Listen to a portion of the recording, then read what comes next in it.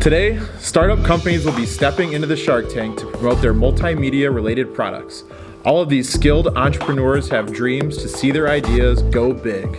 First, we will be looking at a group of high school-age entrepreneurs who want to make a breakthrough in today's podcast era. Podcasts. No form of entertainment has gotten so big in such little time than this innovative catalyst for storytelling. We have conceptualized an idea that has never been done before, but first we must ask ourselves, what do we love about podcasts? Now imagine these two things, but with one added component that will make you wonder how it hasn't been thought of before. We are pioneering a new form of audio podcast, but without audio. We're seeking $30,000 and a 15% stake in our idea. Any questions? This sounds to me like you're pitching the idea of a silent audio. How is this any different? What we're coming up with is monumental to the media industry. And what exactly is so monumental about an audioless podcast? Here's what you don't understand, Spencer. This podcast will be audio free, but we will be capitalizing off of ads. The ads, however, will not be silent.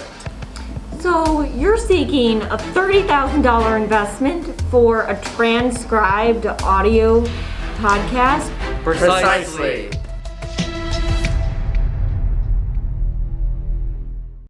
I think that this idea is so bad that the Sharks can all finally agree on something.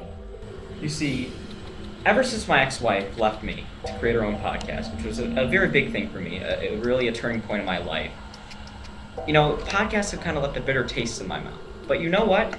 This new idea seems like a breath, actually, of fresh air. I like it, and you know what? I'd be more than happy to give you $30,000 for a 20% stake in your company.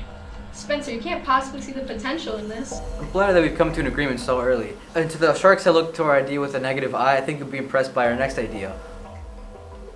Books, but read aloud. For our next group of entrepreneurs, we have a product that will change the way you read articles as they pitch a never-before-seen product. Hello, Sharks. I'm Max Schultz, I'm Kyle Rickman. I'm Jacob Moody. and our company is proposing an $80,000 investment for a 3% stake in our company. Have you ever wondered what it would be like to have a newspaper with video?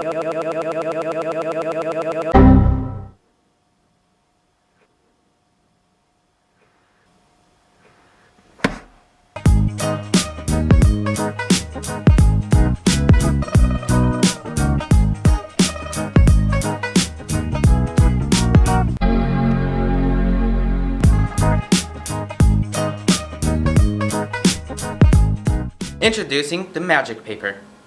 Forget that old printer that never works when you don't have the cartridge. This is the answer to all your problems. Holy shit. Carlos, you better not. This is my investment. No, you're not taking this from me like you took the wake and bacon from me. This is just an I swear, if you take this again, I've never had a So how does this all work? Okay, so let me explain it to you. So basically, with our new upgraded technology, it explains how the protons and atoms move around, which makes it seem like that you're not even really printing anything. But my question is, how is this different than, let's say, an iPad? It's totally different. See, look. That's what I was saying. I'll give you $100,000 with the 70% right now. 200,000. Deal. Next, we have our third group of entrepreneurs. Today, they're seeking an investment for their revolutionary new yearbook idea. Hello, Sharks. Today, we are here to take a product that you already love and present it to an audience that has never been reached before. Sharks, before you became businessmen, you all attended school as children and teenagers. For most of us, our school years were some of the best and most happiest times of our lives. And for generations, we have used yearbooks as a way to remember the people and events that we cared about. The three of us met during our years at Buffalo Grove High School. We all shared a passion for graphic design, but... Well, not me. I actually had a passion for zoology. While I was working at my internship at the Lincoln Park Zoo, I began to feel a very strong emotional connection with the animals.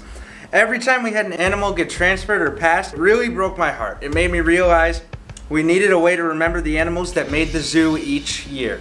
So that's why we came up with The Cage Pages, the first ever yearbook for zoo animals. Now, Sharks, I did bring some samples right here, so I'm gonna go pass them out. Wow, this sounds very professional. Better be. Well, it's certainly heartwarming. Thank you. I appreciate that. You don't know how hard it is to get 392 animals to pose in front of a green screen. As you look through the books, you'll see we tried our best to totally recreate the things everyone loves about high school yearbooks. The animals are all organized by their class, and more specifically their phylum, genus, and species. So it makes it easy to find it. And if you go to the end of the yearbook, my personal favorite, the senior quotes. The last page of senior quotes is actually my personal favorite. The tiger said, "The best way to earn your stripes is by respecting others." The giraffe said, "Keep your head up, and that's how you'll achieve greatness." And the rhinoceros said, "Arr!"